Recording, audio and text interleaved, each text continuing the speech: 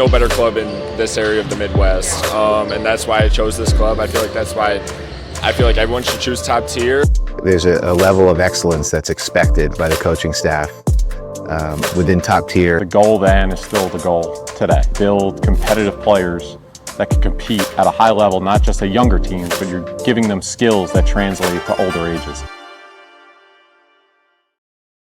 What's happening, everybody? Welcome to Outside the Box, the official podcast of Top Tier Las Vegas. My name is Patrick Flowers. I'm the director of Top Tier Las Vegas, and tonight I'm joined by Brandon Kotake, the fielding coordinator for Top Tier Las Vegas, and Nathan Erbach, also known affectionately by our players as Naterbach, the pitching coordinator for Top Tier Las Vegas. Gentlemen, how are we feeling this evening? Let's go, baby. I can't get over the intro. First pollen juiced. That's it. That is an 80 grade intro, fellas. Just so you have a reference point moving forward.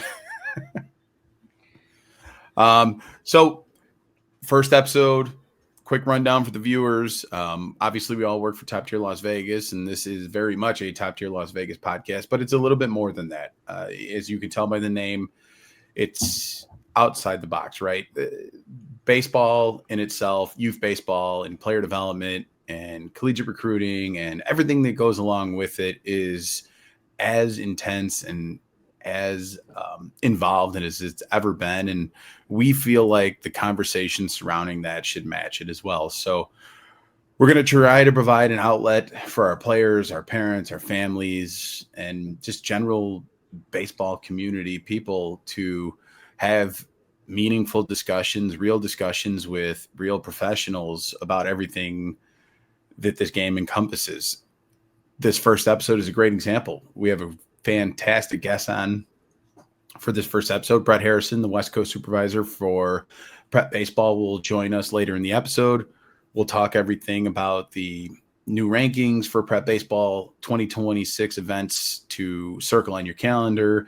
And tonight, we're even going to have a live Q&A on the Top Tier Las Vegas Facebook and Twitter and YouTube. You can follow all of those at Top Tier Las Vegas. You can jump on, watch, ask Brett anything you want. He'll answer the question. If you're a person who's new to the whole scene and maybe has never attended a prep baseball event before and is curious about how to run a good 60 time or why my kid should be involved in this is your time. This is your opportunity to ask a question to the person who makes those decisions and has a lot of influence in that.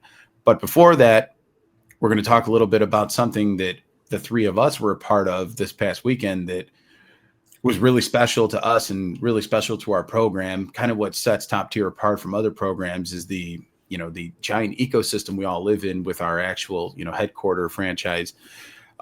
We took our 13U Americans team out to Chicago.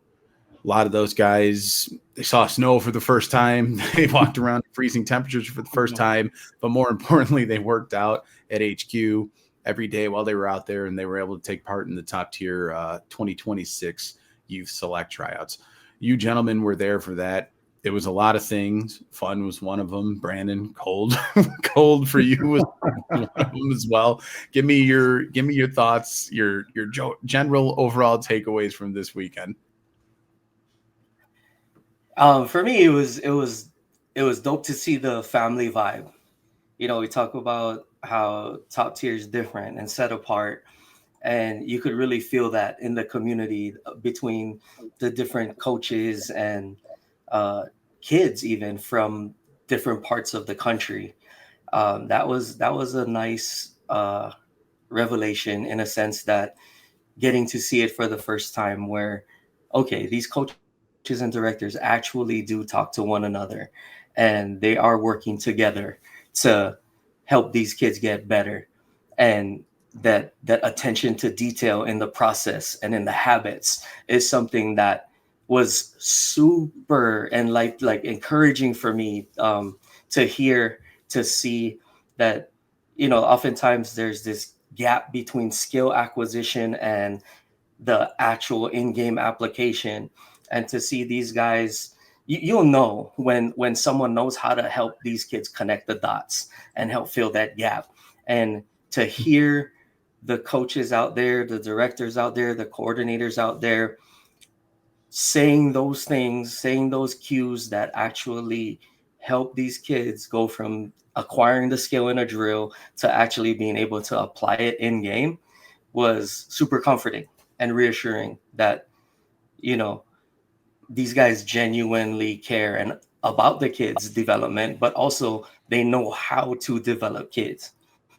And so sometimes, you know, you feel alone on an island, but being around other dudes that are like-minded was super dope. Yeah, for me, it was, I mean, a lot of similar stuff to what Brandon's saying. I think as a coach, first and foremost, being able to kind of just watch some of the other coaches and how they operate and how I can maybe take that into our philosophy and what we do out here. You know, obviously all three of us have been coaching for a long time now, at various levels. I know for me, I've only been coaching youth baseball for, you know, maybe 4 or 5 years. And the rest of my time was more, you know, collegiate level driven and, you know, maybe some scouting and stuff like that in other areas. But it was cool to see just how like they are able to kind of take certain drills or certain philosophies or even just like certain lingo and bring that to the table and be able to take that home to Vegas and preach that to our kids. And then on like the kid perspective, and I think we all three of us talked about this over the weekend, it was cool to see our guys specifically, like which ones really went into it and treated it as a business trip. And most of them did. I mean, kudos to our guys. We have a lot of really good players on our 13U teams and a lot of driven players. But it was just kind of cool to see the different ways that each kid attacked how they were gonna do that. You know, were they gonna maybe go to multiple spots? Maybe they don't pitch for us as often as maybe another kid does, or play shortstop or third base or outfield as much as another kid does, but they went to that spot just because, oh, hey, let's see, because these guys in Chicago or in Iowa or Indiana, those coaches that are there, they don't know what I play or know what I'm about. Maybe I can make a name for myself at that spot. And I know we're going to get into a little bit further, but I know Brandon always talks about train like a shortstop. And we were talking about this today a little bit with our guys. And it's like, okay, maybe you're not a shortstop, but if you train like one, now all of a sudden you take that to third base or first base or catcher or outfield or even on the mound and be an athlete. You'd be surprised. You know, maybe you're just going to be that guy that shines in a different spot in a different location. There's so many things said in this game by us and those in this industry and those in a coaching position. The game in itself is heavy on superstitions and heavy on sayings, but I will tell you that for as long as I've been doing this, Brandon's train like a shortstop quote is probably one of the most powerful and relatable things that I've ever heard. Like it just, I was watching the other day, just real world non-youth baseball thing. You know, the White Sox got the number 1 draft pick. Chicago White Sox did in the draft lottery, and Rock Chalowski is the clear-cut number 1 prospect in the draft in 2026, and he's a shortstop. And last year, the White Sox drafted Billy Carlson, who is, you know, perhaps the best defensive shortstop we've seen in many years. And they also have Colson Montgomery at the major league level. So people were like, well, what are they going to do with all these shortstops?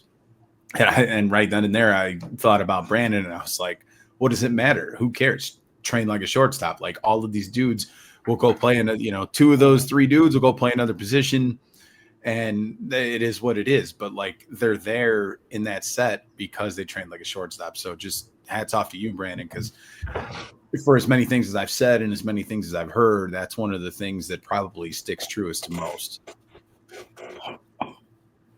I think that's a trend, though. Like, I mean, I can't take credit for that. Like the Padres, right? How many shortstops do they have? Yeah, I mean, Tatis went out and played the outfield. He was shortstop coming up. Yeah, 100%. Oh. No, it's dope. I mean, so the trip to Chicago had a little bit of different meaning for everybody, whether it be coaches, players, and whatnot. I mean, for you guys, you got to get your first taste of HQ and the player development staff over there. Players, same thing. They got really, really cool stuff. I mean, and in addition to just being there physically in person and working out and being on the field and being in the pitch lab upstairs and the weight room and the hitting tunnels downstairs and doing all of that, something we don't really have out here in Vegas, where the climate hasn't traditionally or historically necessitated a facility like that. They got to do all that, but they also got to rotate in and out of their cage reps with D1 guys and pro guys, and they got to watch pro guys throw pens. The boys got to see Jack Bauer throwing off to the side one of the days. And I told them, I was like, hey, don't act like a weirdo, but that's Jack Bauer over there. And of course, all of them ran over there like weirdos and circled around Jack Bauer. But like, it just goes to show you like the power and the reach of Top Tier and the type of dudes that come out of this program and then stay in this program. And in the past few days, I've talked to a few parents about, what they're going to do, what their plans are for their children in the spring season and the summer season and whatnot. And I just kept coming back to like, this is not a place to play. This is a place to be here for a long time. And like, that's proof in the pudding there, where we were out there on a random weekend in December and you have all these dudes that don't play for Top Tier no more, but they're still in the facility every day doing their thing, working out, throwing pens, hitting, talking to the guys. So to me, I mean, that was super cool for the players to get that experience, and you guys as colleagues and fellow coaches, for you guys to see the things that I've been talking about for, since the day I met you guys, about the family aspect of it. And, that you really feel that bond. It doesn't matter if you're from HQ or McHenry County or Vegas or Iowa or Indiana or Kentucky. It doesn't matter. When we all get into that building and we're all wearing the same hat, we're family. And I feel like that was pretty apparent out there. So that was cool for me to see you guys have that interaction with those guys and feel that. It felt to me very like college or high school alumni driven. And I'm talking like the top ones, like the Bishop Gormans, the Mater Days, and then obviously you go to like, any college around the country that's well run, and you get those alumni that come back. Like, I was thinking all weekend, I'm like, you don't see that with other programs. And it's like, it's no knock on other programs. There's a lot of really good programs across the country that might just be local, or even if they are national, whatever it may be. Right. But like, I feel like you just don't see that. Like, we've all coached with different organizations in the Vegas area, me and Brandon, and I know obviously Patrick, you in the Chicago area specifically, but there's just like, you just, without getting, I guess, too wordy about it, like you just don't see that everywhere, I feel like. And that was cool, because it had like that alumni, like everybody's catching up feel. And then us, who, like, I know Patrick, a lot of them, but like me, Brandon, Grant, all of us coaches that were there, Vinny, as well, all those coaches that were there, like, we didn't know any of those guys, but we felt welcomed, from the get-go. So yeah, I think it was dope how those guys that did come back, those alumni guys, D1 guys, pro guys, they just took our dudes under their wing, like, and started talking to them, giving them pointers, and even taking reps with them. I think that was super cool. Like, to your guys' point about that community aspect. Yeah, 100%. It's super cool to see. And, we've had a couple workouts since then with the guys, and, heard nothing but great things, and we'll put together some stuff, where we sit down with the guys and talk to them about what that trip to HQ meant to them and what they took away from it. And I'm sure a lot of those answers will, echo the same sentiment. So that was a really good time. And who knows how the, select rosters will shake out. We'll find out in the coming, weeks and months and whatnot. But I mean, quite honestly, if none of our guys make that team, it wasn't a wasted trip, in my opinion.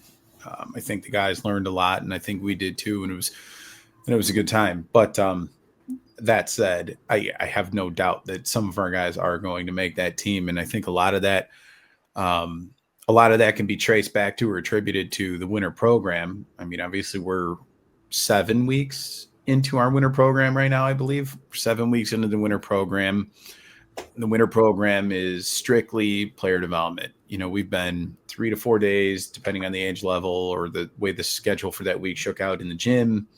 Obviously, we have our time on the field, working on our defensive stuff. We've been hitting, we've been doing all that, but no games, just focusing on getting better, getting stronger, getting healthier, moving better, working a lot on pitch design and mechanics, working a lot on swing design. And it's been a huge difference maker for a lot of our guys.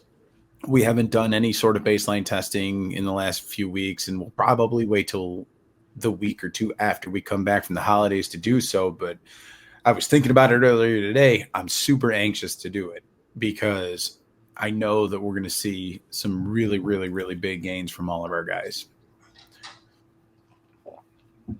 Yeah, I mean, I think you can already see it. Yeah, I mean, just in those field.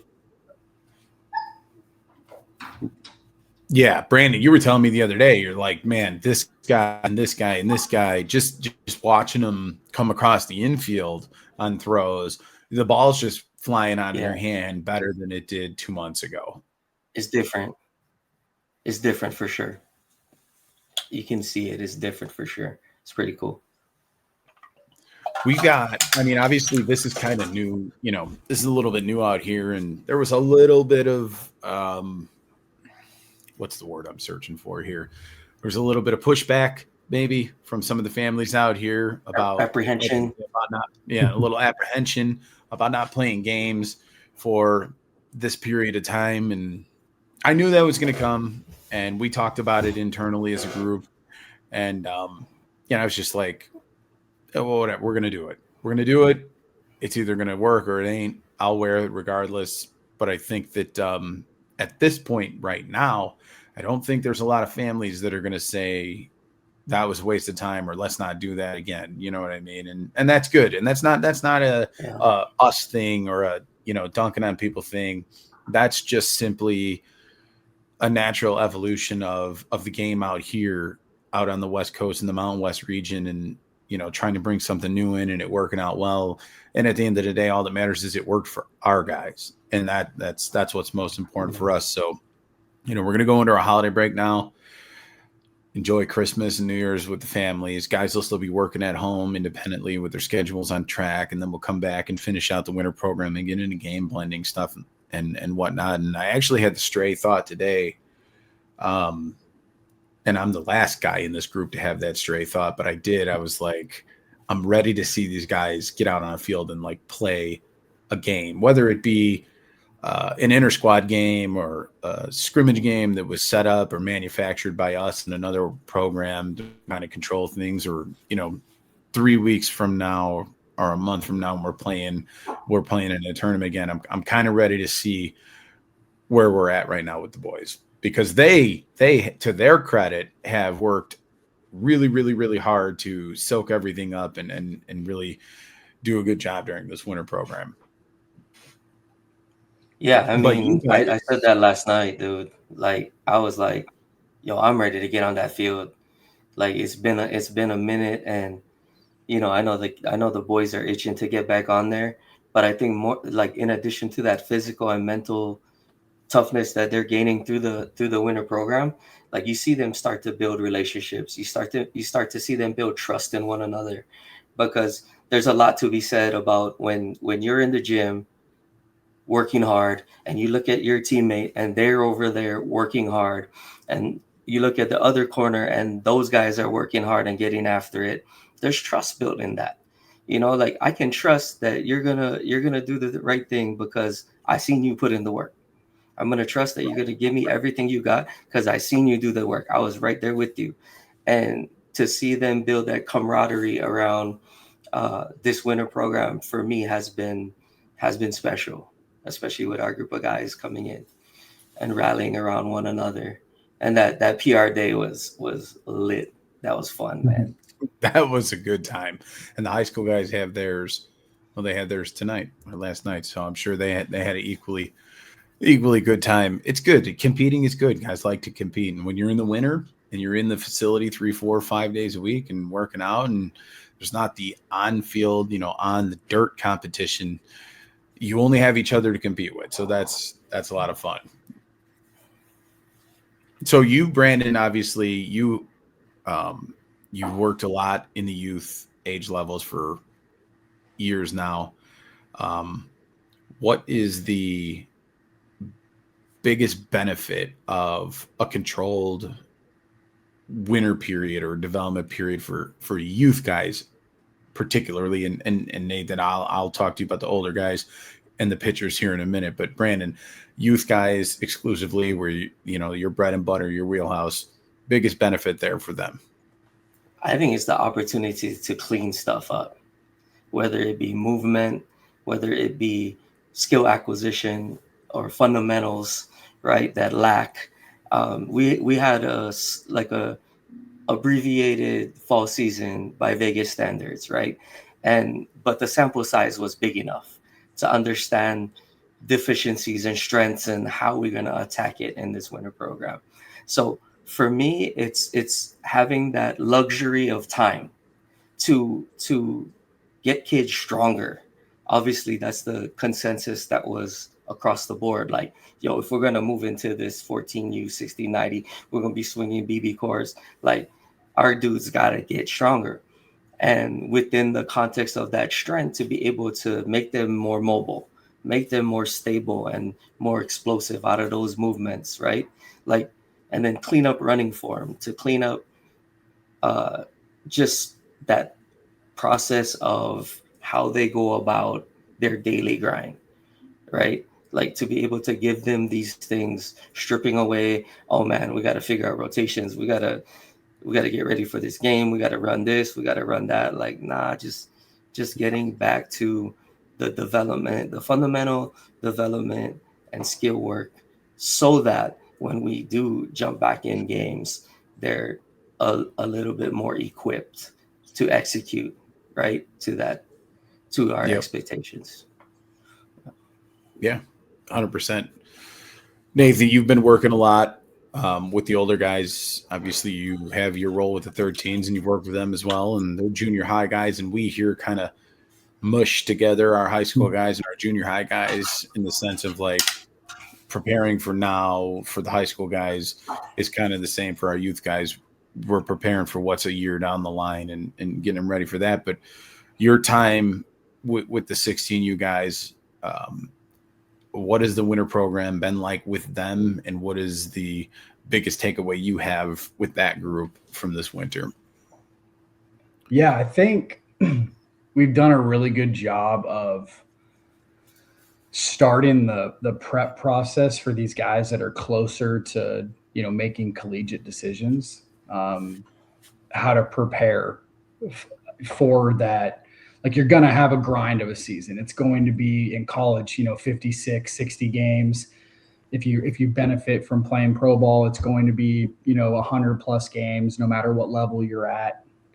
And kind of going off what Brandon said, I think a lot of the times people forget to teach, because you get in that grind of the everyday grind. You get into that everyday grind where it's just game. Maybe you have a practice here and there, at the youth level or at the collegiate or high school level. But once you get into that season, it's a grind. And in order to prepare for that grind, it's almost like you have to have the rest and recovery, and people don't understand it. They're like, oh, I have to grind to get to that, to where I know I can do it on an everyday basis. And it's like, no, your body needs rest. Your body needs teaching. Your mechanics, the coaching needs to be able to sit back and say, hey, what did I learn from these last 3 months of watching you play that maybe I wasn't able to apply on a day-to-day basis with you, because we frankly just didn't have the time to do it. We don't see the guys every day. And I think with me, I was talking to my wife about this the other day. Like, I feel like with the winter development program, even though it's supposed to be a break from baseball, it hasn't really been a break from baseball. It's just been a different type of grind. Right. So, we have the guys, like the high school guys, we have a Monday through Wednesday. I know you guys have, or for 13U, it's like Monday, Wednesday, Thursday, if I'm not mistaken. And then obviously we have everybody on Saturdays. And so we're still getting them on a field. We're still getting them in the weight room. But now, like, I think for me, like, the ability to just kind of sit back, watch maybe, some even just like slow-mo film. Like we were out on the field the last couple of weeks really working on who's a supinator and who's a natural pronator on the pitching side, Yeah. right? And yesterday I was working with some of our high school guys that frankly I haven't really been able to see pitch that often. I mean, just to kind of guess a little background, like I started with Top Tier in August, and I was still kind of going through some things with my previous organization, so it kind of took a little bit to really get into some of our guys. So like I got on the tail end of the fall season, got to see a few guys pitch, but not everybody. And now, and then maybe I saw some video here and there, but now I've had that one-on-one time with a lot of the guys, and I'm able to kind of sit there and say, okay, what does this guy have in his repertoire? What needs to be fixed? What needs to, maybe what's a strength? What's a weakness?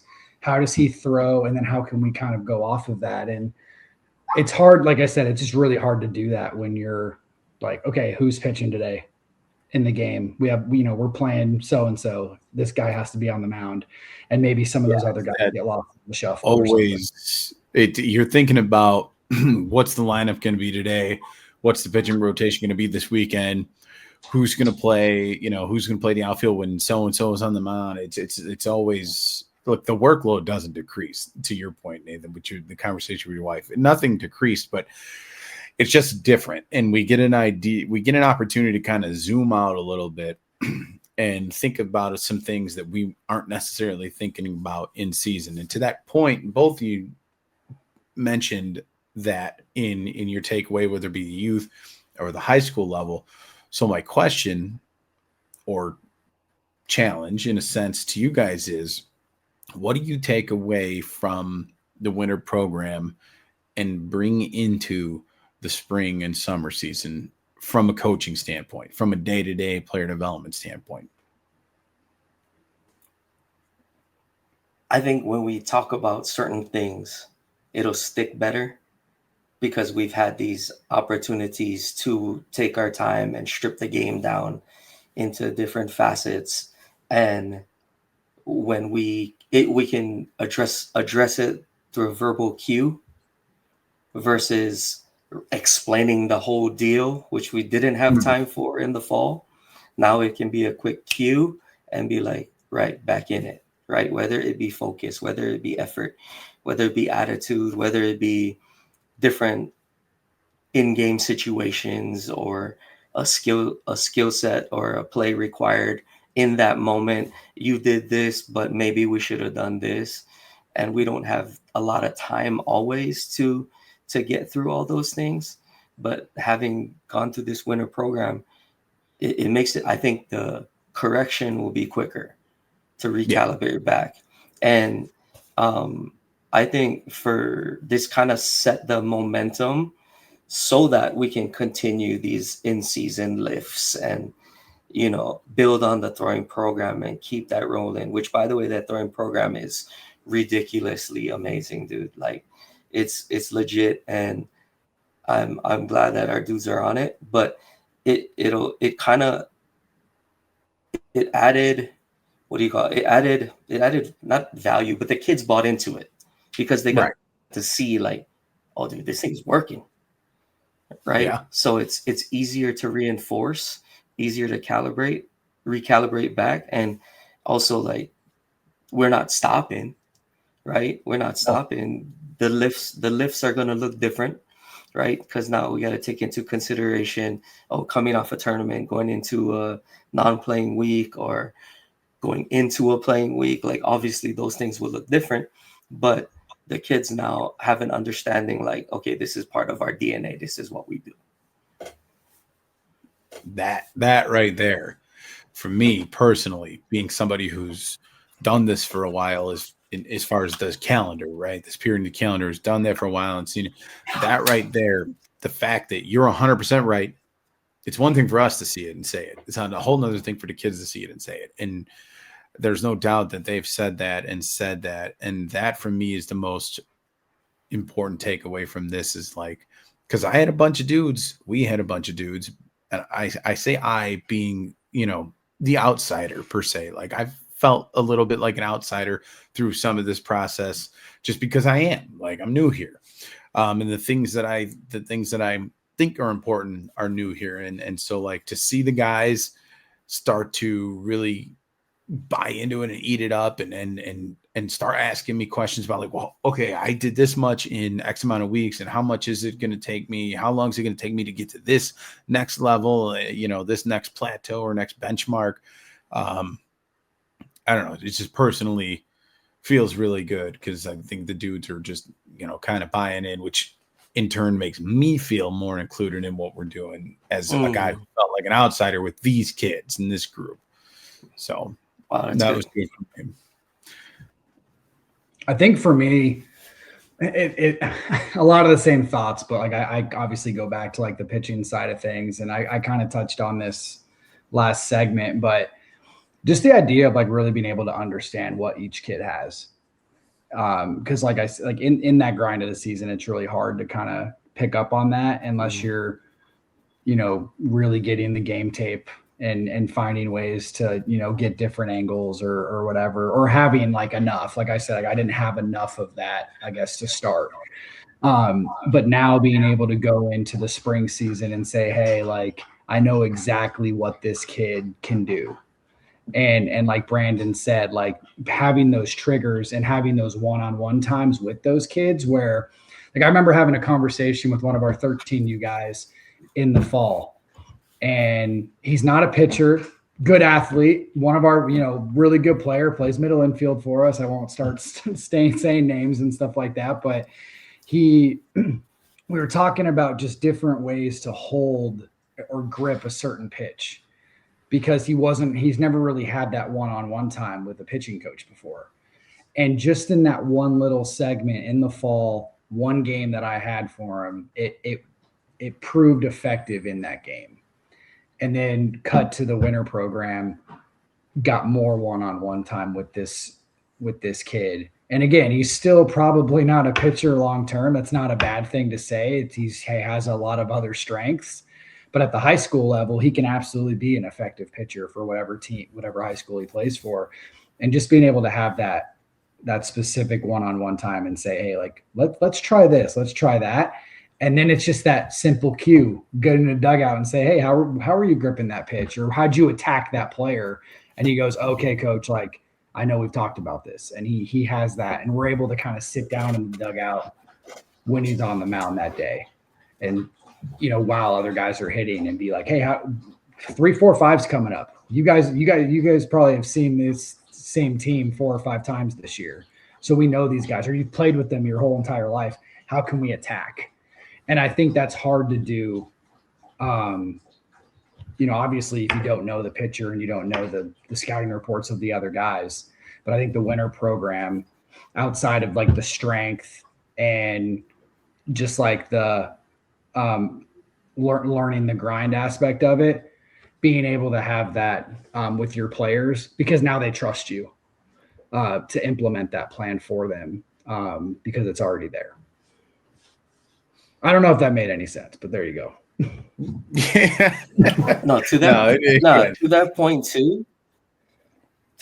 too, getting to know your guys, right? Like it made it easier for us to know them in their different strengths and deficiencies, so that we can better take that into their cage session, right? Better take that into their bullpens, better take it into their field work, right? And being able to truly provide them with that effective individual player development plan. No doubt about it.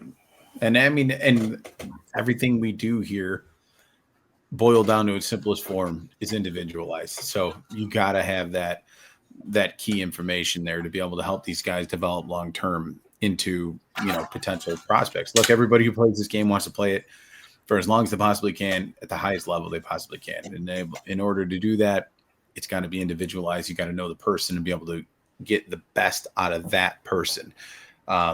Speaking of getting to that point and where everybody in this game wants to go, it brings me back to, what we talked about at the beginning of the show, our guest for this week. And we're going to get into that in just a second here. We're talking to Brett Harrison, who is when I came out here, when I started, when I took the lead on Top Tier Las Vegas, Todd Fine said to me, the CEO of Top Tier, he was like, "You got to sit down with Brett Harrison. He's Mr. Baseball Las Vegas. He knows everything about baseball in Las Vegas. He knows every person out there."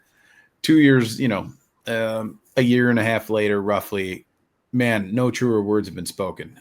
Before we talk to Brett, just to give him some flowers here, there's not a dude in Vegas that, one, knows more about the baseball players and the baseball scene in Vegas, and two, cares more about the baseball players. A lot of times Prep Baseball, PG, other similar entities, bodies get a bad rap for their role in the game of baseball and the industrialization of it or the monetization of it. But Brett himself, man, he absolutely genuinely cares about all these dudes and knows all of them. And it's just been pretty refreshing breath of fresh air to meet and work with him so closely as we've been fortunate enough to do.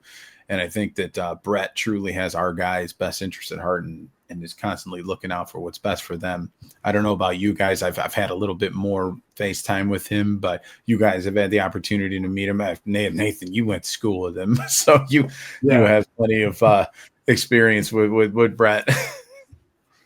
Well, I always tell people, and I know he won't hate this because he probably finds it to be true. I think me and Brandon were talking about this the other day. Me and Brett weren't like super close in high school. Like we went to high school together. We played ball together growing up. We knew who each other were, but we weren't super close.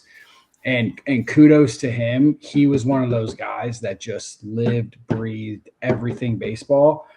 And there's a reason he's gotten to where he is, whether that be D1 scholarships, getting drafted. I think it was an 18th round draft pick out of high school, decided to go instead of going to college, played for a few years. I know he had some injuries and whatnot that maybe derailed him from going a little bit farther than he wanted to.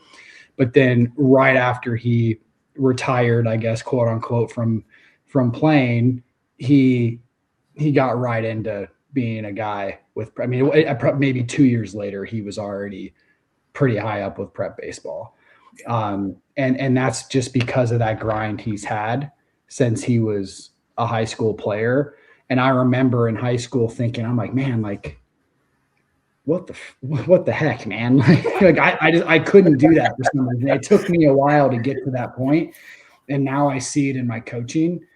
And now it bothers me when I see a player just like not putting in the work, because I know that these guys think we're picking on them when we tell them, all the time, like, hey, you guys, it's got to be better. It's got to be better. But I don't care what we're talking about. We're talking about on the field. We're talking about in the classroom. We're talking about something as simple as putting in your wellness questionnaire, your arm health on your track every day. Like, just having, we're like, it's got to be better. It's got to be better. And they're just, I know. Look, we were all teenagers once. We all played high school ball. We all played ball after. We all know what it is. We all know how they're looking at us and listening to the things we're saying. And we know they're in their head like, man, shut up. Like, but it is true. Like, it is so true. I can't emphasize this enough. I mean, I almost wish I didn't have to. I kind of feel like the Grim Reaper every time I come around a different age level or something. I'm there to tell them about what they're not doing right. But like, brother, I'm doing it because I love you. Like, and I know what this takes.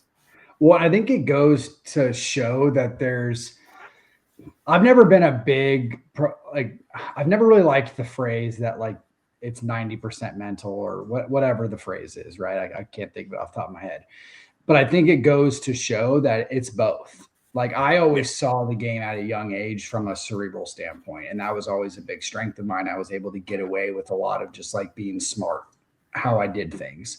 But I didn't necessarily grind until I was in college and even post-college in like the weight room and my diet and different things like that, how I could have in high school to prepare myself for the upper levels of baseball.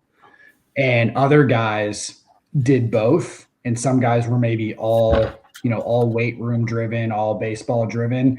And then maybe their career derailed at some point because they didn't have the cerebral part of it and the smarts behind it that you needed. But what I learned very quickly is that you can have the smarts for it, but if if the talent ain't there because you're not putting in the work, that's probably a huge part of it. And so that's what made me realize, like, it ain't 90% mental. There's a skill level you have to have to get to a certain point.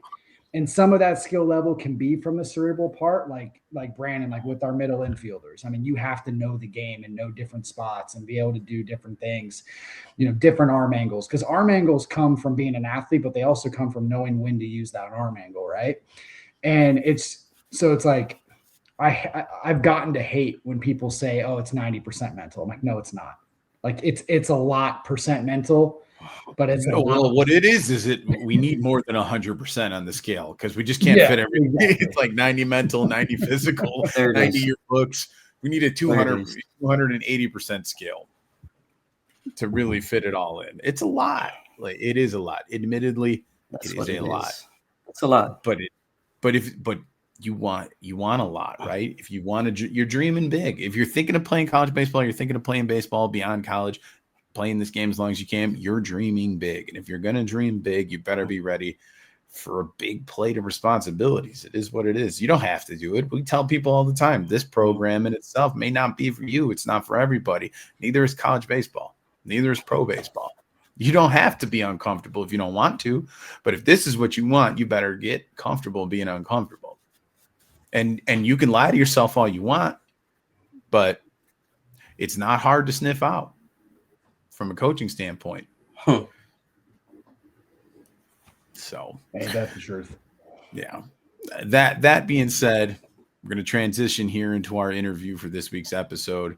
We're talking with Brett Harrison, the West Coast Supervisor of Prep Baseball. I think that's going to be a really good interview. Everyone's going to enjoy. And don't forget to watch the live stream Q&A 5:00 p.m. Thursday on Facebook, YouTube, and Twitter on the Top Tier Las Vegas channels. Fire away your questions for Brett. Get comfortable with it. See what he can do for you and what Prep Baseball can do for you. All right, I've been hyping up our guest for this evening, the entire episode, and he is here now. I'm very happy to present Brett Harrison, the West Coast Supervisor for Prep Baseball. If you're in the amateur baseball game in Nevada or in the Mountain West region, this is a guy that you need to know. He's got his finger on the pulse of everything going on. Brett, excited to have you, man. Thanks for joining us. How are you today? All good, man. I appreciate you guys allowing me to come on here and speak about Prep Baseball and everything that we have going on and stuff that we've done with you. And no, I'm really just appreciative of the opportunity. Excellent. Why don't let's start with a little bit of your background. Let's let all the players and parents who maybe aren't as familiar with Prep Baseball or yourself get to know you a little bit. Yeah. So born and raised in Las Vegas. Actually went to high school with Nate Erbach, and great friends with him. We've stayed connected since high school, and born and raised here. Went to Green Valley High School. Out of high school, I got drafted by the Detroit Tigers in the 18th round in 2011. Played with them for 4 years. Had an injury, so that kind of was it for the career. I went back to UNLV as a student. Got my degree in business management from UNLV and then started working with Prep Baseball pretty quickly after that and have been doing this since 2019. Started just as the Nevada director and then expanded into Idaho. After that, got going in Hawaii a little bit, opened that up, and then became the regional supervisor pretty quickly after that. So kind of a quick rise to, I guess, where I'm currently at, but definitely excited about kind of what we've done, what we've been able to accomplish, and what we have coming in the future. Awesome. We were talking a little bit before we started the interview about how we're excited that with the holidays coming up, we kind of get a little bit of break from on the field, but not really so much off the field. There's a lot of stuff going on in the background for you guys. All the rankings just dropped, and you guys have a ton of content that you need to get out in the coming weeks on risers and getting everybody familiar with the prospects. So today I want to talk a little bit about the rankings. We'll start with the 2027s, and we could start with just give me your general thoughts or observations on the 2027 class as a whole. I mean, it goes without saying that this is an extremely talented class. Just the depth that we have, the amount of guys that have made jumps over this last 6 months or so, and even through the high school season, this is a group that's going to have a massive impact this high school year, this upcoming high school season. The class is led by our lone All-American, Jake Turner at Centennial High School. Extremely talented, two-way, capable player, committed to TCU early on as an 8th grader, believe it or not, was kind of grandfathered into that committing early group. And he's a guy that really hasn't rested on anything he's done. He's improved every year. He's taken his game to the next level, and ultimately culminating in him getting the All-American game nod, which he represented our state to the highest level. After that, you got Cash Martin, who's a 2-time future gamer, just committed to Stanford. He's our top pitcher in the class. I mean, the fastball is real. The polish in his delivery, everything that he does is done with polish. He understands the feel for his pitches. Fastball, I believe this year is going to be up into the mid-90s. The spin on the breaking ball, I know spin wins is a huge kind of buzzy word or phrase that's going on now, and no one in the state spins it like Cash Martin does. Spun over 3,000 RPMs at our preseason ID last year, and can throw it for strikes. As a sophomore, he got the nod against a handful of really high-level teams and held his own against them. And this year, it's just good to see him solidify that role as our top arm even more for a really talented Faith Lutheran group. And then you got Connor Long, who was originally a Vegas guy, then lived in Arizona for a year, and now is back in Las Vegas. Goes to Bishop Gorman now. Arguably one of the best overall pure hitters we have in that class. He was just at our Summerlin Guardian Scout Day. It's really easy at our events for guys to get really pull happy, try to just show off a little too much, right? They're doing a little bit too much. They're swinging and missing.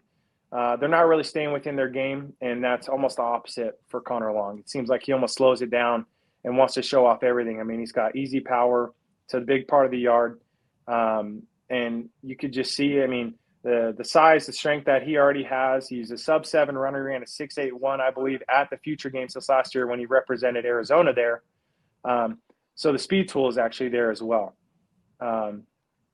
Being at third base, it does allow him to add more size and strength to his frame, which only is going to amplify each part of his game. And I'm excited to see him do his thing back home here in Nevada. And he's going to be a huge piece for that Gorman group this year, who has a really talented 27 class, 3 guys in our top 10 alone. Then you got that. Go ahead. Sorry. I think that, and we're going to talk more about this a little bit towards the end and later live in the Q&A this evening. But I think you said there the separator for him was that he stays within his game. And you see a lot of guys not do that, and they're swinging out and they're not in their game. I'm sure that that's one of the biggest questions that families, players, parents have is, what are we supposed to do when we go to an event like this, where we're not necessarily playing in a game? I mean, obviously some of the events have, game elements to them, but when they're doing the combine style evaluations, what are they supposed to be doing? What should the game plan be for them? Absolutely. So when I got started with all this, right, I was new to scouting, new to the player evaluation. I mean, being a baseball guy, you always kind of have a natural idea, okay, this guy can do it, that guy can do it. And what was told to me and what has stuck with me since I got started was the guys who make it look the easiest usually have the best idea of what they're doing. And a big factor for me as well is I look at guys that how much is this guy going to have to change in his game to have success at the college or the pro level? If there is drastic changes that need to be made, if he is swinging so hard, if he is trying to throw the ball so hard, if there's a lot of forced actions in the game, to me it's almost a little bit unattractive, because I'm looking for guys that are going to be able to do this for a 56 plus game college season or 140 or 162 game pro season. Right. And so being able to do or stay within your game for that extended period of time is extremely difficult. So if you're able to hone your game in, stay right in that comfort zone of like, man, I know I can still have power with this swing that's maybe a little bit more dialed back. It's not the crazy leg kick. It's not the jumping at the ball to try to hit it 105. It's a game where I'm calm, I'm collected, and I know that I can hit the ball to all fields and really stay and show off my game as a whole. And at our events, we take note of the guys who are extremely high effort, and that's usually noted in our reports after the event, or a guy that's low effort and has a ton of success, that it's like a Connor Long or a Cash Martin on the mound, where those guys are low effort. It's very calm. It's very cool. It's easy for them, it appears, but you know that it's like being a duck, like the feet are churning underneath. Things are really rolling in the head, but physically it's like this guy can do it today, tomorrow, next year, 3 years from now, 5 years from now, 10 years from now. These guys are not going to have to make significant adjustments to their game to have success at the next level. And so that's those two things, the guys who make it look easy, and then the guys, how much are they going to have to adjust to have success, what I believe at the next level, are two significant factors, I think, in my evaluation process. Which is awesome for people to hear, because I think, one of the common misconceptions is that these type of events are designed to get kids to chase numbers. Yep. And right there you have it. It's actually the opposite. Less is more. Don't try to chase anything. Be yourself, stay within your game. If you light up the numbers, great, but it's noted and, taken into consideration in the rankings, the type of effort that you're putting in to do this and how translatable it is to the next level and projectable. So important distinction there for people to understand when they're getting involved in this. Speaking of the 2027 class, we have a few players in the 2027 class. I look at this list, and the one thing that sticks out to me from my side of the spectrum is just how important it is to get started early. A lot of these guys are late to the game, and they're 27s now, they're juniors. They still have runway left, and we're still going to be able to do things and get them places. But everybody on this list was ultimately unknown to you a year ago. Yep. And there's some good ball players in there. Let's start with whoever you want on that list. Give me a favorite tool, something you like about them, something they can do to improve moving forward. Absolutely. So obviously the first one being Tony, number 46, a small school guy.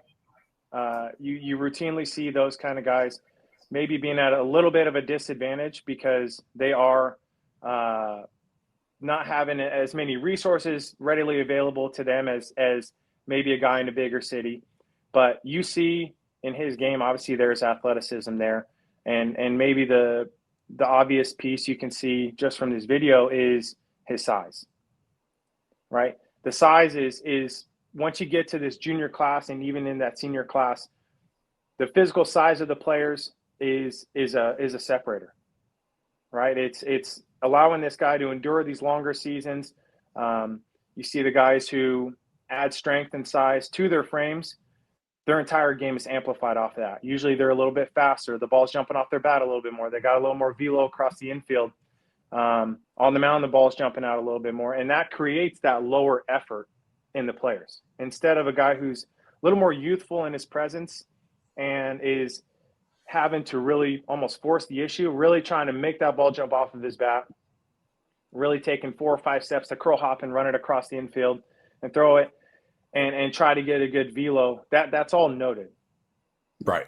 So these guys who are physically putting in the work to get stronger and allow their game to stay within themselves, but their game is still amplifying because they're physically adding strength is it's something that really is a separator for this group. And you see right here in our top 10 that I'm looking at on my screen, these guys are physically there.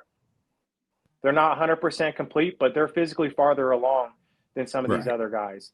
And for Whitney, the athleticism's there. Obviously, the footwork is there. The foot speed can improve, especially if you want to stay up the middle at the next level. He's a 7'4" runner.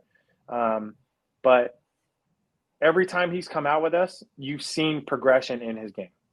Whether it is the 60 time, whether it is the velo across the infield, the exit velo, that's all progressing. But for him, being a junior now, right, this is a year where a lot of decisions start being made on players. The physical size, what he's able to offer on that end is still to come. So for me, I'm a big fan of his, especially being a small school player. I know it's going to take him a little bit more to come along. He's usually a later bloomer is those types of players, but there's a lot to like about him, and I'm personally a big fan. I think he comes out, he's very respectful, very appreciative of any time he comes out that comes up, shakes my hand after the event, before the event, and that goes into a little bit more just beyond the type of player, but the type of character he has as well. So I'm a big fan. I think in this class, we've just had guys who physically matured and have seen that kind of amplify their game. But for him, that still being to come, I mean, it just shows how high his ceiling is with the room he has to fill out his frame. So that's not just eyewash to you, right? When guys are at your events and they come up to you and they shake your hand and stuff like that, that's actually things that you note and incorporate into their overall evaluation. Absolutely. I mean, you remember it now, months later. I remember it now. I see the guys that say, "Hey, thank you," and it's not like I'm not basing the rankings off of this, but when a coach calls and asks, "Hey, what do you got on Witt? What do you think of him as a player?" Man, I really like his game. I think he's got size to come, and the speed is going to parallel that, and all this. And I mean, before and after every event, he makes sure he comes up and shakes my hand. I mean, the character issue there's none for me. I'm a big fan of how he goes about his business and all this, and that is noted when we talk to coaches. It is noted when we post a uncommitted list on social media, a kid reposts and says, "Thank you so much," or whatever. It's just little bits where it's like, man, these kids are really appreciative of it. And it is something, like I said, it's not a massive factor in our evaluation process, but it's just something we note and we like to share with colleges that, man, this kid's awesome, Yeah. And that goes for Whitney when he's been to a handful of our events now. There's so many things that amateur baseball players have to deal with now, or take account for, I should say, whether it's on the field, in the classroom, in the weight room, their diet, their nutrition, their sleep.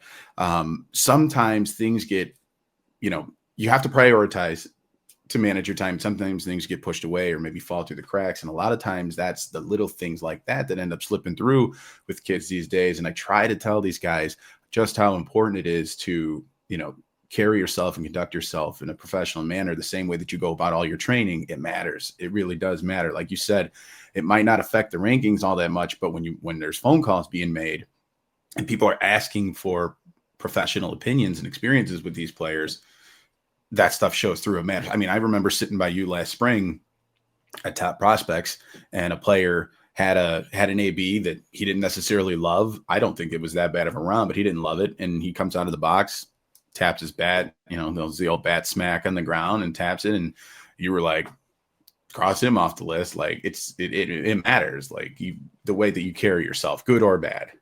People remember. I mean, that. No doubt. And if they're going to do that at our event, I mean, maybe it was a bad day, maybe they're having a tough time, whatever it may be.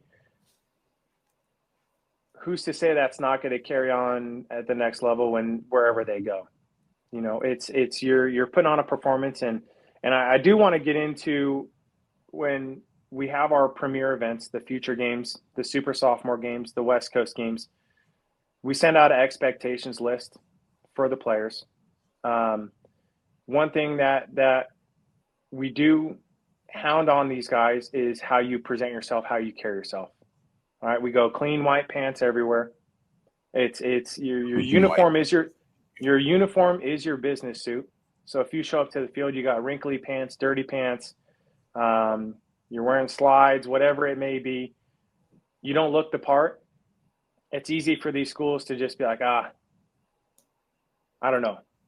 Yeah, no, You know, it's something you're that's so preaching to the choir.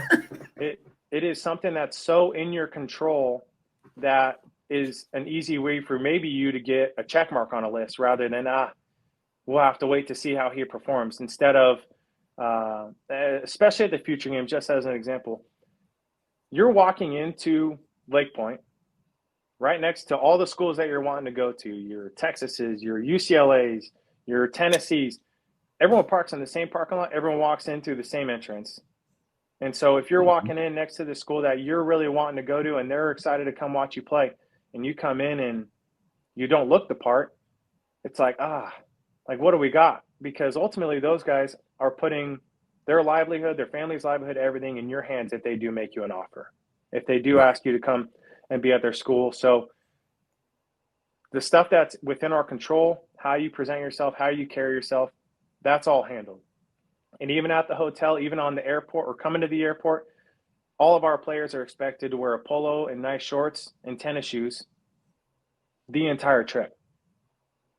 Yeah. So you're presenting yourself at the hotel, on the airplane, because you're going to be flying to this event with the same guys coming from Nevada, coming from UNLV, coming from CSN. Maybe there's a layover for a group coming through Vegas.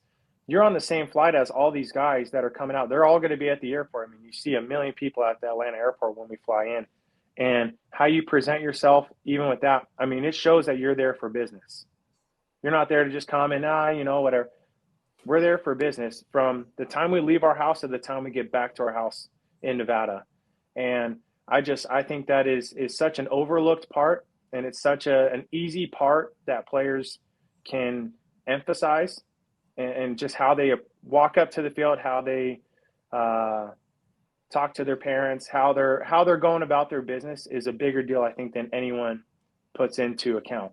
And like I said, at the games, it's clean white pants. You're coming in full uniform. You're ready to show up and beat someone. It's not just coming in and, hey, we're hanging out, we're having fun. We're there for work.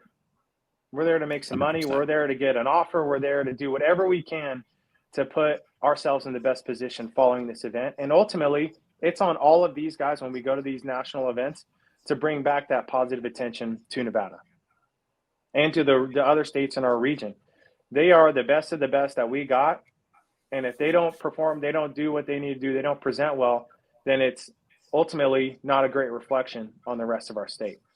And so there is a pretty significant weight on these guys going to this event, but we make sure each one of these guys know they belong to be there, and they're good enough to participate in this event and have success at this event. So I know I got off on a little bit of a tangent but for me, that is so important. I think it's an extremely important part, and not only for these premier events.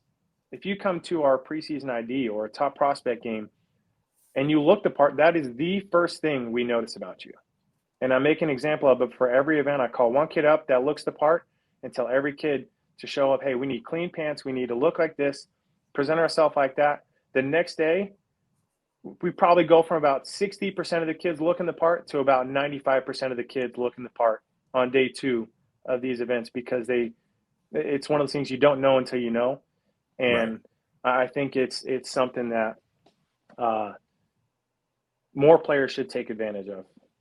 100%. Well, I mean, this is great because now guys who watch this, they know, and maybe hopefully we can get closer to 95% on day 1, because it is super important. And we try to stress that to our guys all the time. And, it's tough with kids and the generational differences and whatnot, but it is really, really important. Can't be underestimated. So I'm glad you went into that. Let's talk 2028 a little bit. Give me favorite prospects from the 2028 class, overall feelings on it, and then we'll get into some of our guys. I'm sure there's going to be some overlap there, but in this class.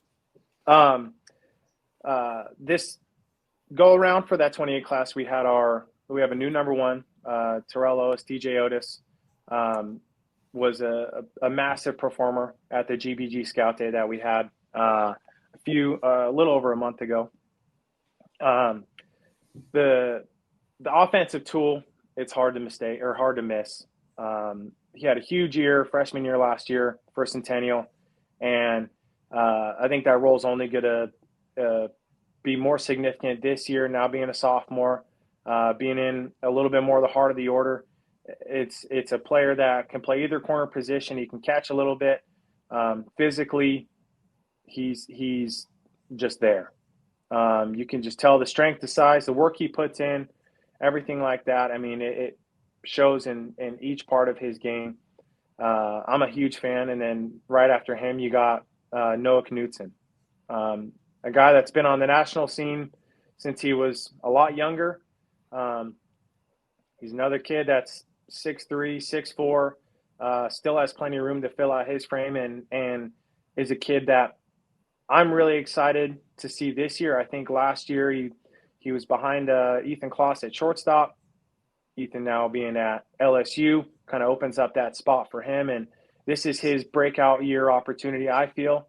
And I think just the confidence that he gained over the summer and the numbers that he was able to put up are only going to show even better during the high school season. And then, honestly, for me, our guy, Ty Kincaid, at number 10, he's a transplant, I believe, from Kansas, and came in. I had a few conversations with his dad. The dad obviously completely undersold him. It's like, hey, just take a look and let me know what you think. And, I mean, it is pretty impressive. Being 6'3", 6'4", you see with him, the velocity is still to come. He's in the low 80s at our top tier event we had a few weeks ago. But you see just in the delivery, how consistent it is, how low effort it is. He's not straining and reaching back for velocity, which ultimately would flatten out his fastball or cause him to miss the zone. He lives in the zone. He understands his game. He understands the velocity's coming. But the one thing you can't teach is height. And he's got that. He's got the left-handed side. You see how much that ball naturally moves. And he's still extremely youthful in his presence. He's got a baby face. I don't know if he's got any chin hairs yet or what, but it's going to be so much fun to watch him do his thing for the first time in high school this year at Palo Verde. There's a lot to like. He's got present feel for the changeup, which I believe, especially at the younger age, that is a huge separator. That's a huge key to me, that this guy has a really good idea of what he's doing, is the guys who have feel for that secondary pitch, especially the changeup, which is more of a field pitch than a slider or a breaking ball that you can really rear back and throw similar to your fastball and just have the action work off of your fastball. But the changeup is something you do have to have feel for, and he already has that. And so for him, it's going to be an exciting year, and just the growth that I'm expecting over your guys' winter workout program, everything you guys have going into this spring season, it's going to set him up for a really huge year. I agree. It's been an exciting winter for Ty in particular. He's had a really good winter, and we've got him working with David Reckers and Erbach and even Gavin Bowen, who's a lefty at UNLV right now, who works with us as a pitching coach, and he's made some strides. I mean, I think the other night he was sitting low 80s in a low intent bullpen. So, we're excited to see how that pops, this spring out in a game situation at a full intent.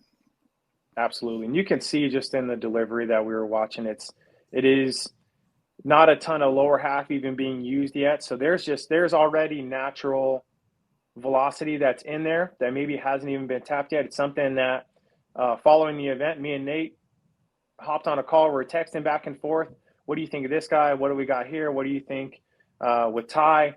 And we're going over some mechanical stuff that Nate's been working on him with that I really agree with. And for me, it's us being aligned and seeing the same thing and knowing that, all right, this is the area for this player to progress, I think is huge, because we're able to provide the data, give really objective information on really everything that we collect. And it's no way to fudge a number. It's no way to manipulate a number, move a number. It's as real as it gets. And so if you're progressing, it's going to show it. And if you're plateauing, it's going to show it. If you're digressing, it's going to, or regressing, it's going to show that as well. And so that's, I think, something that for each of these guys, for Whit, for Ty, it's shown progression in each event with us, which it's commends the effort you guys have put in. I think that's really cool and important to know that, like, you, your care and your interest in these players goes beyond the events. Like you said, you're texting back and forth with coaches, talking about mechanics, seeing things that you see and we see at the same time, and how this guy can get better. It's not about, hey, I'll see you on the 28th of this month. Come out here for 3 hours, do your thing, and then I'll, throw something up on social media and I'll talk to you next time. Like, you are involved in these guys year round. For people who don't know, the amount of high school games that you attend is wild. It's wild. I don't know where you fit all that in. It's every day. I mean, we go out and we watch a high school game every day. 99% of the time it's me going out and doing it. But really my job is to make sure that I have my finger on the pulse of everything and everyone in the state. And going to these high school games, I know a majority of the players I feel like at these games, but there's always the one player here, the one player there that we're able to see at this game that maybe he hasn't been out to an event, maybe they just haven't been able to afford whatever it may be. But that allows us to really get an even better grasp on these games and to promote and highlight the guys and really stay with our boots on the ground mentality where, hey, I have a guy it's throwing today. I really want you to come out and see him. Perfect. We'll be there. Yeah. It is the most fun, I think, part of the year for me is going out and watching high school games because there's a ton of pride. Guys are playing for something. And you get to see the progression guys are making throughout the season. So that's huge. And then ultimately off of that, we get to see them at our top prospect games right after the high school season concludes. Yeah. Well, there's some guys that you're going to be seeing play high school games for the first time in their lives this year. Yep. You recently released your freshman 50, your freshman list to watch a couple weeks ago. The freshman class in general is exciting for me because these guys are just starting their high school baseball journey, and there's so much talent in there and so many different ways they can go. Give me your favorite takeaways from this freshman class that's going to be starting their high school journey in just a month or two from now. I mean, it is a group that we were able to run our Rising Stars events this past year and then push that into our Rising Stars games. From there, we selected our junior future games, and this was by far the most difficult year to select that junior future games group. The amount of talent we have in that class at each of the different positions, the pitching that's already present. It is so exciting to see. I mean, this next kind of wave of players coming through that's going to only lift up that level of really Nevada baseball to another level, I guess, take it to another level where we're still trending as a state. Just even the 1 through 10, I mean, you go all the way down.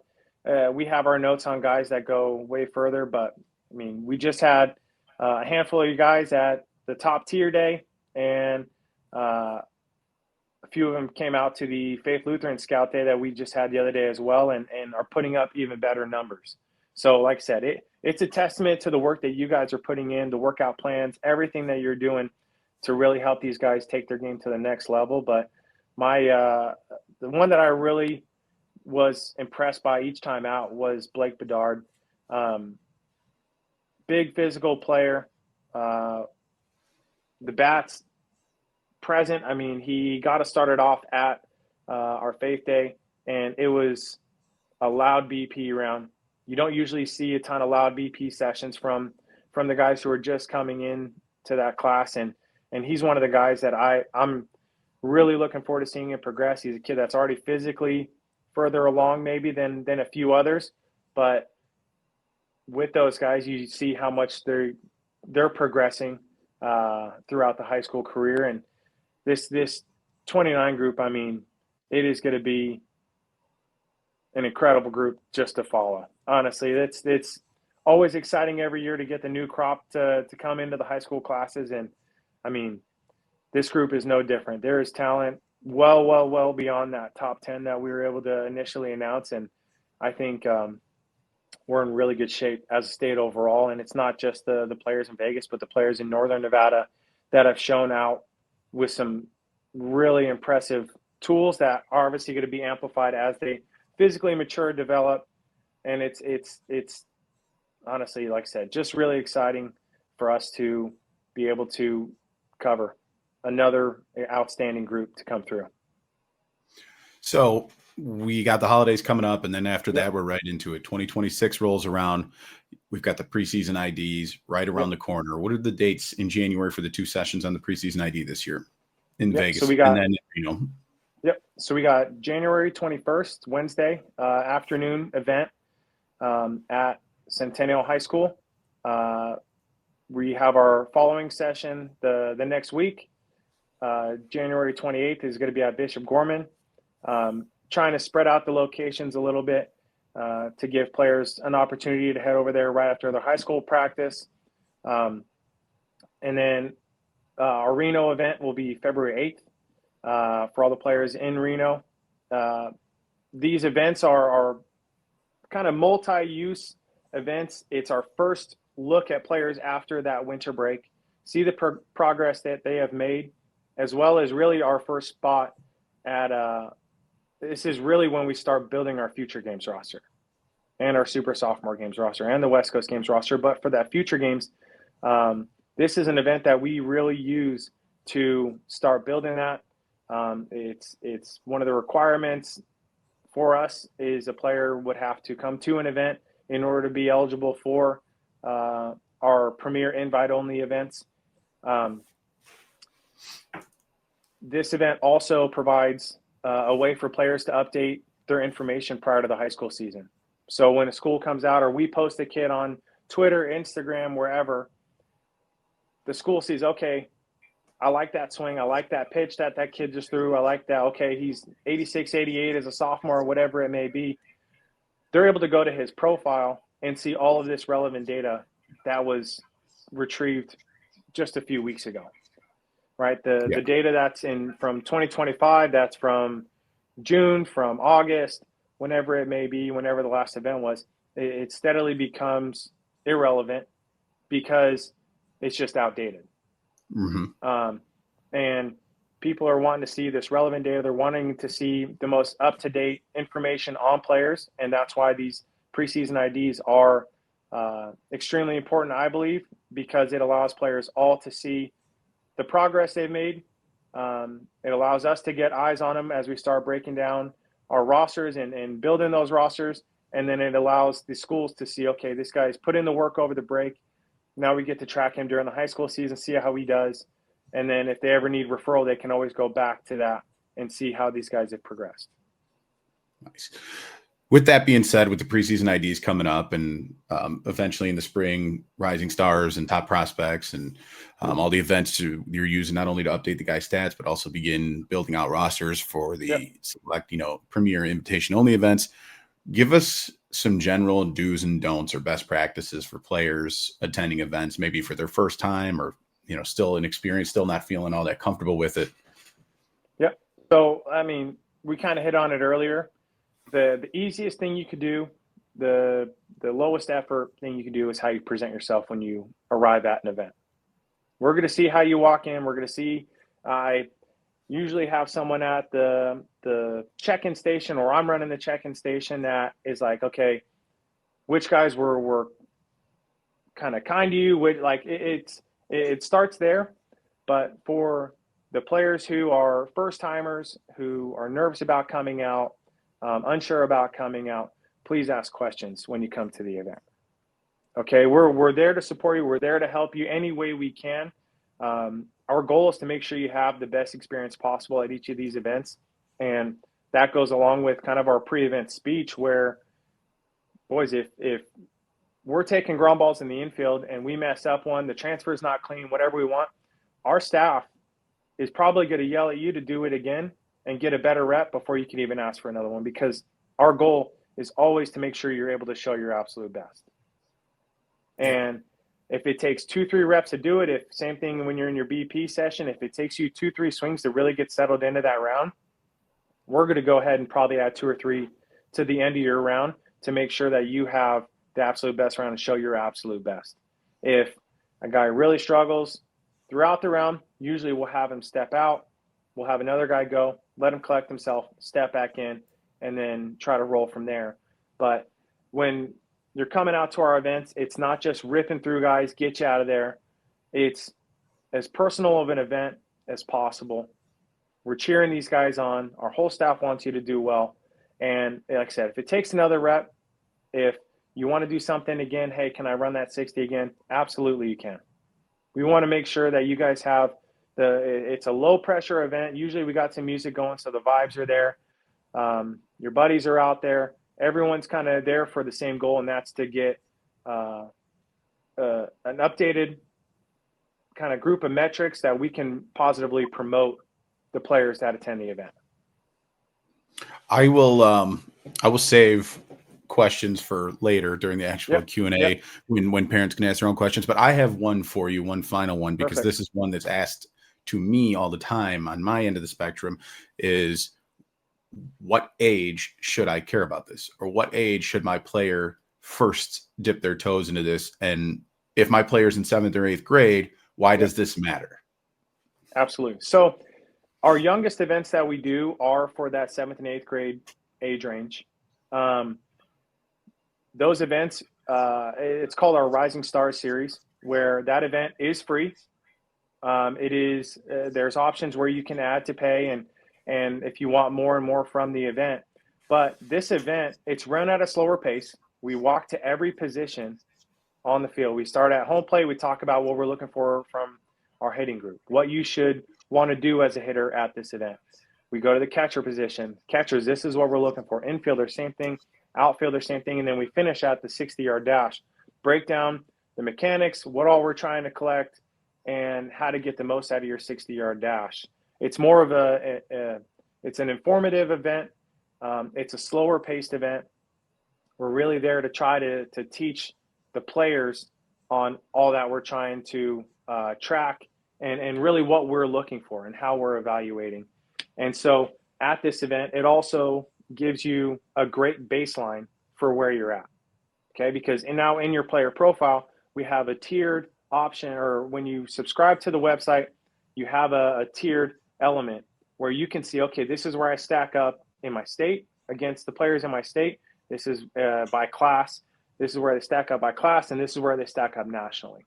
So you can see the areas maybe I'm excelling and then areas I need to improve in.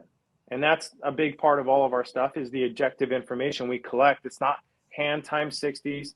It's not pocket radar exit velocities. It is TrackMan. It's the highest level of tech you can have in the baseball world. And we have that, and that's what we're using to evaluate your players, because when your UCLAs, your Tennessees, your Texas, all these dream schools are evaluating you, this speaks the same language they use to evaluate their own players with TrackMan, with Vault, with Blast.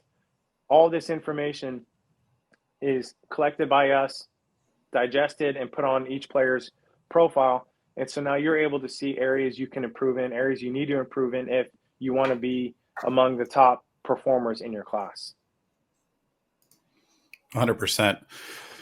That's awesome stuff. I mean, I think that even that description of the Rising Stars and for 7th graders, the entry level, kind of answers the question for a lot of guys who start a little bit later. They go into events a little nervous, not really sure what to expect. Hey, you come here in 7th grade, you can participate for free. You can get a crash course, a walkthrough with us on what we're going to be doing today and moving forward. So kind of eliminate some of those questions. So I think that's the best answer to why does this matter now? It's going to prepare you for when it does matter. Absolutely. It's a super low pressure. Usually we have teams sign up as groups for that event. So you're there with all your buddies, you're going through the same workout. And like I said, the goal is to make it so every player has a positive experience at the event. If they need an extra few swings, if They need an extra ground ball. If they want to throw another pitch again during their bullpen to make sure they show off their best breaking ball, we're going to make sure that they're able to do that. And I want that to kind of set the precedent for every event they come to with us in the future. Is we're there for the players. We're not there to just Marquez checked in, get you through the system, get you out. It's as personable as an event as it gets. All of our people are there to make sure you guys have the best experience possible. And it starts with these Rising Stars events, which I believe we're going to have one March 28th.